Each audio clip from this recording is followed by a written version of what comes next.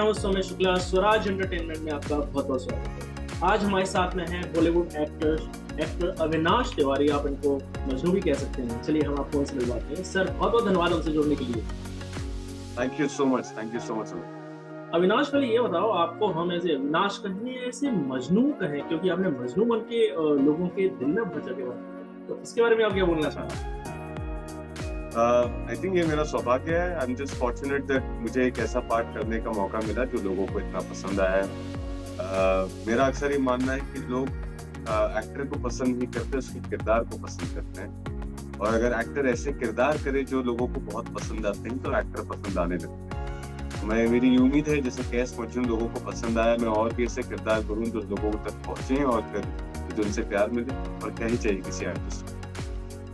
कि लैला मजनू आने के बाद आपकी लाइफ में कितना बदलाव आया? शूटिंग के बाद, फिल्म के रिलीज रिलीज के बाद, जब आप ऐसे आप स्क्रीन पर दिख रहे थे, तो कैसा क्या रिस्पांस मिल रहा था आपके ऐसे करियर में या दूसरी चीजों में? कितना अंतर आया? तो जहाँ तक मुझे याद है 2018 सितंबर में फिल्म रिलीज हुई और आई थिंक फ्राइडे को फिल्म रिलीज हुई। संडे को मैं अपने फैमिली और एक्सटेंडेड फैमिली फ्रेंड्स को थिएटर लेकर जा रहा था फिल्म दिखाने के लिए। फिल्म में हम लोग से तब शायद कुछ 10-15 लोग शायद बैठे थे और फिर हमारी फैमिली थी। और लौटकर जब मैं वापस आया तो मैंने देखा कि पोस्टर उतारा जा रहा है।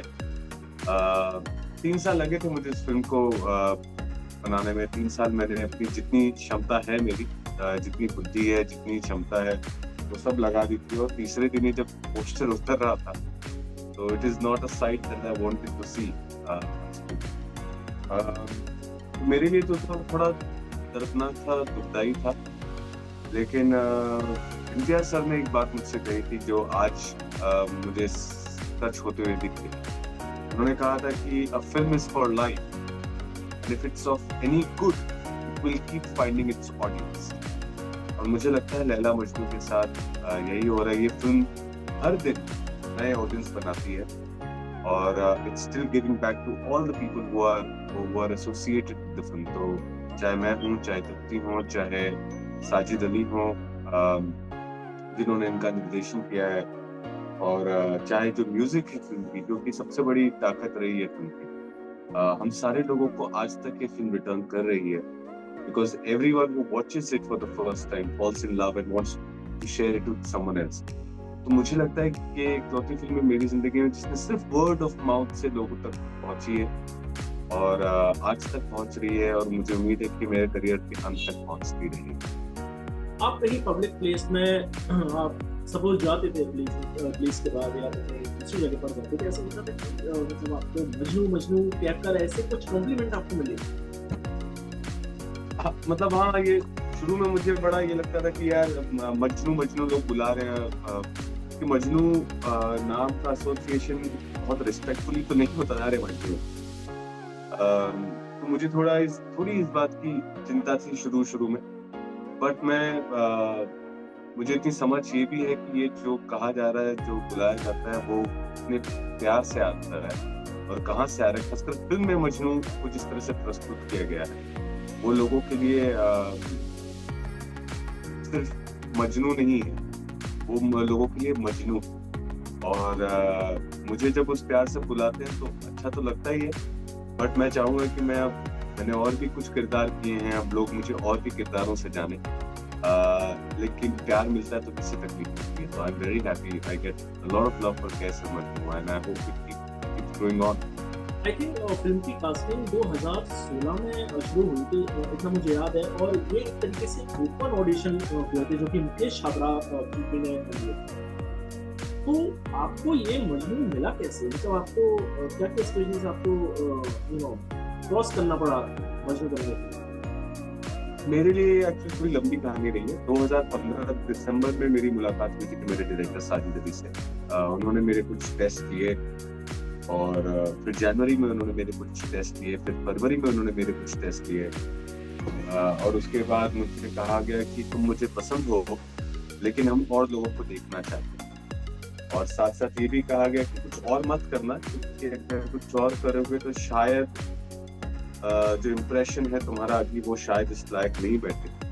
मैं पूरे साल बैठा रहा, ये लोग और लोगों को टेस्ट करते रहे, कास्टिंग डायरेक्टर भी चेंज हुए हमारे और फिर दूसरे कास्टिंग डायरेक्टर आए, वो भी टेस्ट करते रहे। और मुझे इस बात से बड़ी तकलीफ होती थी कि अगर आपको मैं पसंद आ गया हूँ तो मेरे साथ आगे क्यों नहीं बढ़े। तो मैंने एक दिन जाकर उनसे कहा कि अरे मैं थोड़ी मानता हूँ कि मजनू के लिए खास करके मैंने कहा उनसे कि देखिए मुझसे बहुत ज़्यादा टैलेंटेड लोग इस शहर में होंगे, इस दुनिया में होंगे, मुझसे ज़्यादा अच्छे दिखने वाले इस दुनिया में, लेकिन ये किरदार मुझसे अच्छा करने वाला कोई नहीं। आप ढूंढते रहे, लेकिन मैं इस विश्वास के साथ अब जी सकता हूँ कि मेरे अलावा कोई नहीं। आप ढूंढते रहे, जब आपकी खोज पूरी हो जाए तो वापस आ जाइए। This was actually my conversation with my director जब मेरे पास फिल्म भी नहीं थी।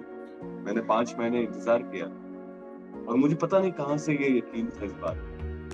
मैं बोलकर उसके बाद मैंने निकल गया। फिर फिल्म मेरे हाथ में आई, फिर फिल्म उसके बाद शेल्फ हो गई और पूरा 2016 जो है मैं बैठा रह गया, कुछ नहीं कर पाया। तब मैंने एक फिल्म की थी, तू है मेरा संडे, जो मेरी सबसे पसंदीदा फिल्म है जितनी भी फिल्में मैंने की है।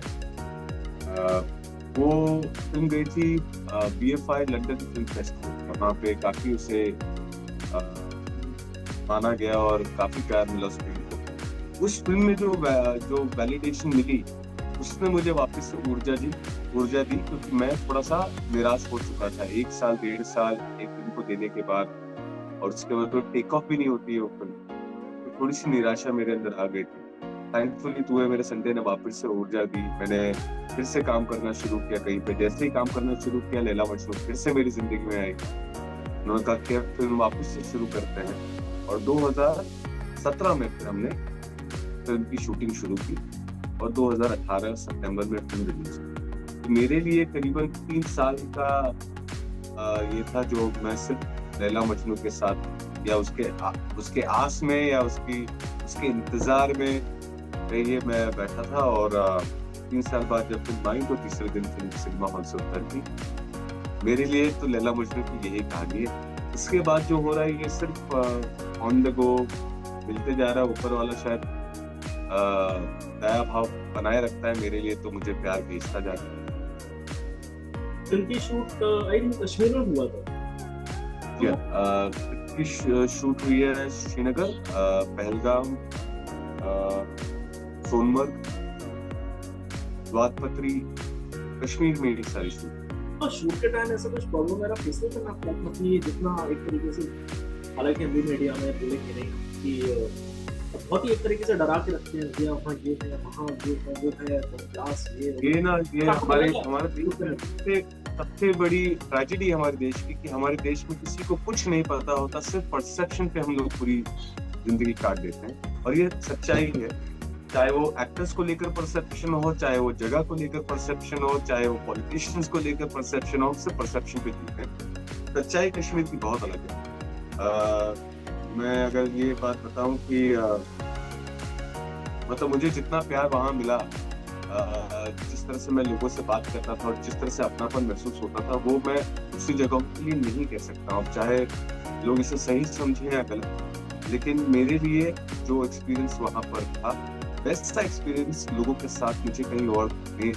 कोई तो एक बात है जो कहते हैं कि कश्मीरियत होती है, कश्मीरियत कोई एक चीज है, वो लोग जाकर ही महसूस कर पाएंगे। कश्मीर का सबसे बड़ा ग्रोथ है वो टूरिज्म से होता है। तो जब टूरिस्ट आते हैं तो वो उनके लिए भगवान से कम नहीं है। इसलिए अगर वहां पर कोई जाकर डर महसूस करता है तो ये उनके परसेप्शन तकलीफ है, ना कि उस जगह। ऑफकोर्स 2-4 तकलीफें हैं वहाँ जो हर शहर में, हर स्टेट में होती है, लेकिन क्योंकि वो कश्मीर है उसके बारे में हर दिन न्यूज बनती है। बट मुझे ऐसा कोई डर नहीं लगा। मेरे लिए हर तरीके की सिक्योरिटी थी, और मुझे लगता था सिक्योरिटी से ज्यादा जो लोग मेरे आसपास से जितने प्यार से हैं, वो मुझे हर तरीके से प्रोटेक्ट करने के लिए तैयार है। तो for me it was a beautiful experience. I consider Kashmir as my second home. मुझे वो लोग घर लायक समझते हैं और नहीं समझते मैं नहीं जानता, लेकिन मेरे लिए वो दूसरा घर जैसा ही। आपकी कोई एक्ट्रेस थी डिमरी, तो उसके बाद फिर आप बुलबुल में नज़र आएगी। तो आने वाले टाइम पे क्या अविनाश जी के साथ देखिएगा ऐसा कुछ? एक्चुअली आपकी मुझे तो आपकी ये जो लगा कि जोड़ी हम थी लोग कुछ को समय थोड़ा ब्रेक ले लेना चाहिए। सॉरी? आपकी जो जोड़ी थी, आपकी जो केमिस्ट्री थी वो जी, सबने पसंद की। बिल्कुल। लैला मजनू में मैं बेसिकली कहता हूँ कि she at the present time she is one of the most exciting female actor. I think अभी उनकी कला भी आई है। 3 फिल्में की हैं, तीनों के तीनों में वो टाइटल रोल में हैं। मुझे नहीं लगता कि कोई और है आसपास दूर-दूर तक जो टाइटल पार्ट्स प्ले कर रहा हो एज अ फीमेल एक्टर आज के ज़माने में। She's really taken it and I mean created a niche for herself and I'm so proud to see her do that. इतनी खूबसूरती से जब उन्होंने लैला मजनू में शुरुआत की, मैं थोड़े समय से काम करते आ रहा था लेकिन उनके लिए नई शुरुआत की। And to see her grow from there to what she's doing now is fantastic. I'm so inspired. मजाक में पहले ये जरूर होता था कि कहती थी कि उन्होंने मुझसे बहुत कुछ सीखा है, लेकिन अब आगे जब काम करूंगा तो मुझे पूरा यकीन है कि मुझे बहुत कुछ सीखने मिलेगा उनसे।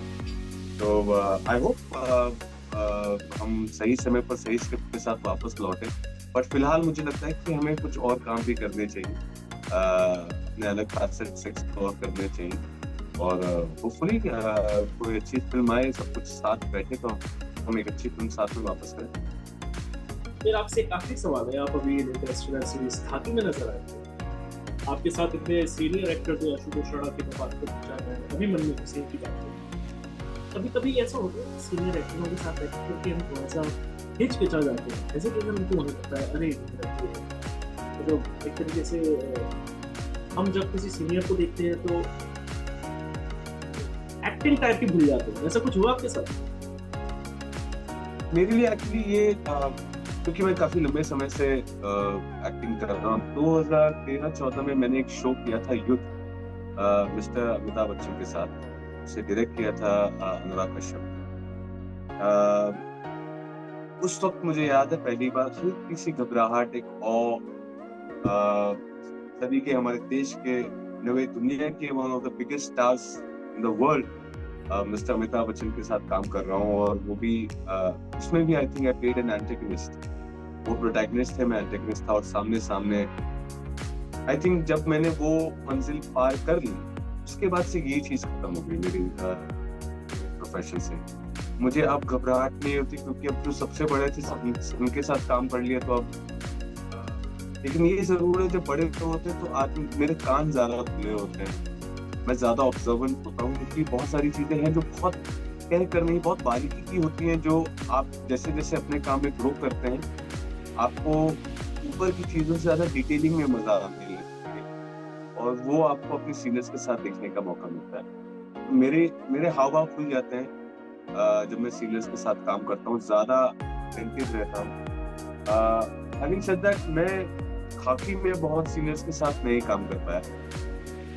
खाकी में मेरा ट्रैक मेजरली अकेले में था या फिर मेरे जो गैंग के लोग हैं उनके साथ था। और खाकी का एक्सपीरियंस मेरे लिए बहुत ही नायाब रहा है क्योंकि ये पहली स्क्रिप्ट थी जो पढ़ते ही मैंने हाथ जोड़ मैंने अपने आप को इस लायक नहीं समझा। मुझे लगा कि मेरे अंदर इतनी काबिलियत नहीं है और फिर मुझे ये भी लगा कि शायद मुझे पसंद ना किया जाए। लैला मजनू का एक जो भी है 4 लोग भले ही डायरेक्टर लेकिन उन्होंने भी मजनू के रूप में ही देखा है, तो क्या उन्हें मैं चंदन महतो के रूप में पसंद आऊंगा या नहीं मैं नहीं जानता था। बट थैंकफुली जब शो आया है and the love that I got, I am really मतलब मुझे इंस्टेंटली किसी भी काम के लिए इतना प्यार नहीं मिला जितना खाकी के लिए मिला है और I am really grateful to Neeraj sir and Julia because ये अगर मैंने किया है तो उन्हीं की वजह से किया है, उनके विश्वास की वजह से किया है, वरना मेरे अंदर इतनी क्षमता नहीं थी शुरू में हाँ कहने की। I'm really grateful to them and grateful to all the love that has come for Khaki. It has given me immense amount of confidence and it will stay for life. Avinash, हमसे जुड़ने के लिए बहुत बहुत धन्यवाद और तमाम जानकारी के लिए, आपके फिल्मी सफर की तमाम जानकारी के लिए थैंक यू सो मच। आज के लिए बस इतना ही, मिलते हैं जल्द एक नई शख्सियत।